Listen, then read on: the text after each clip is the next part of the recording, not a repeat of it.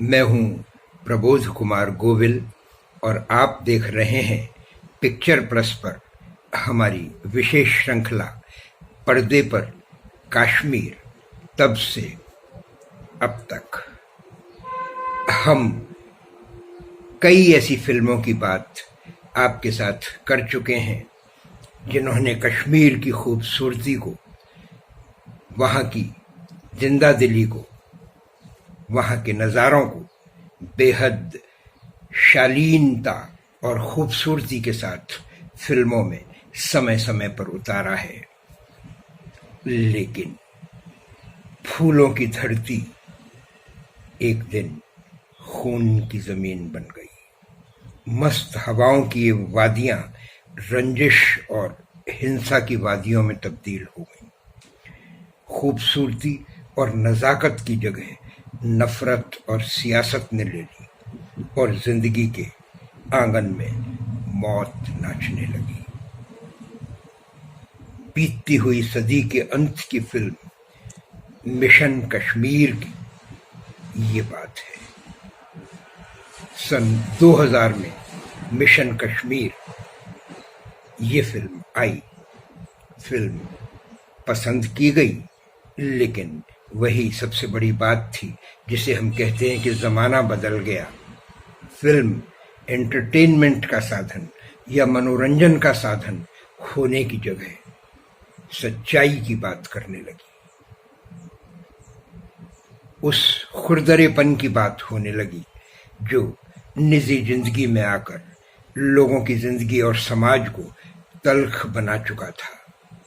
कश्मीर पर कई ऐसे वैचारिक हमले भी हुए और देखते देखते ये मनोरम वादियां एक ऐसे मंजर में बदल गईं जब लोग कश्मीर के नाम से केवल उदासीन ही नहीं बल्कि खौफ खाने लगे। ऋतिक रोशन, संजय दत्त, जैकी श्रॉफ और प्रीति जिंटा जैसे कलाकारों से सजी हुई ये फिल्म मिशन कश्मीर 2000 में आई। इसे सुप्रसिद्ध फिल्मकार विधु विनोद चोपड़ा ने बनाया। ये फिल्म सफल थी। साल भर की सभी फिल्मों में ये तीसरी सर्वाधिक कमाई वाली फिल्म भी साबित हुई। फिल्म की कहानी भी बड़ी दर्दनाक थी।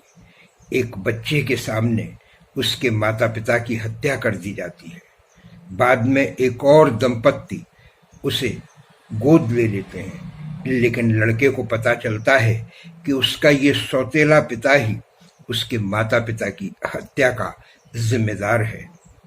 तो वो घर से भाग जाता है और बाद में वापस लौटता है तो इस इरादे के साथ कि वो अपने माता पिता की हत्या का बदला लेगा। संजय दत्त ने एक बड़े पुलिस अधिकारी की भूमिका की। घायल बच्चे का इलाज न होने पर आतंकवादी, जिसकी भूमिका पुरु राजकुमार ने की, गिरोह से लड़ाई में वो सारा परिवार मारा गया और अकेला एक बच्चा बच गया जो भूमिका ऋतिक रोशन ने निभाई। इसे गोद लिया। पिता के कातिल होने का पता चलने पर ये हमला करके भाग गया और मुलाकात हुई जैकी श्रॉफ के पात्र से। बाद में मिशन कश्मीर के लिए प्रशिक्षित करके उसे भेजा गया, जहां उसकी प्रेमिका का भी इस्तेमाल इसी मिशन के लिए हुआ।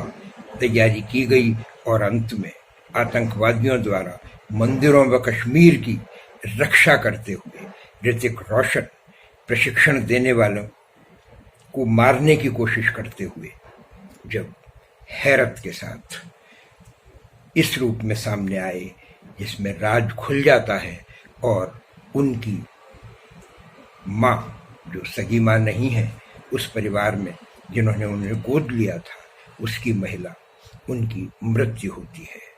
इस तरह ये शानदार फिल्म खत्म होती है, लेकिन इस संदेश के साथ कि कश्मीर अब वो नहीं रहा है जो कभी हुआ करता था। इस फिल्म का संगीत शंकर एहसान लॉय ने दिया था। गीत लिखे थे समीर ने और राहत इंदौरी ने। इसके कुछ गीत काफी लोकप्रिय हुए। बूमरो बूमरो, श्याम रंग बूमरो, सोजा चंदा, धुआं धुआं, सोचो कि झीलों का, चुपके से सुन, माफ करो, ये गीत थे जो लोगों की जबान पे चढ़ गए, लेकिन साथ में वो कड़वाहट भी उस माहौल में घुली हुई लोगों ने देखी जिसने कश्मीर को सदी के बीतते बीतते पूरी तरह बदल कर रख दिया था। इस फिल्म को पुरस्कार भी कई मिले, 6 नामांकन फिल्म फेयर के लिए मिले, जिसमें 3 क्षेत्रों में विजेता भी बने और भी कई पुरस्कार। लेकिन कश्मीर को जैसे कोई बुरी नजर लग चुकी थी और अब कश्मीर, वो कश्मीर की कली के समय का कश्मीर, जंगली के समय का कश्मीर, जब जब फूल खिले के समय का कश्मीर बिल्कुल नहीं रहा था। आज इस वीडियो में बस इतना ही।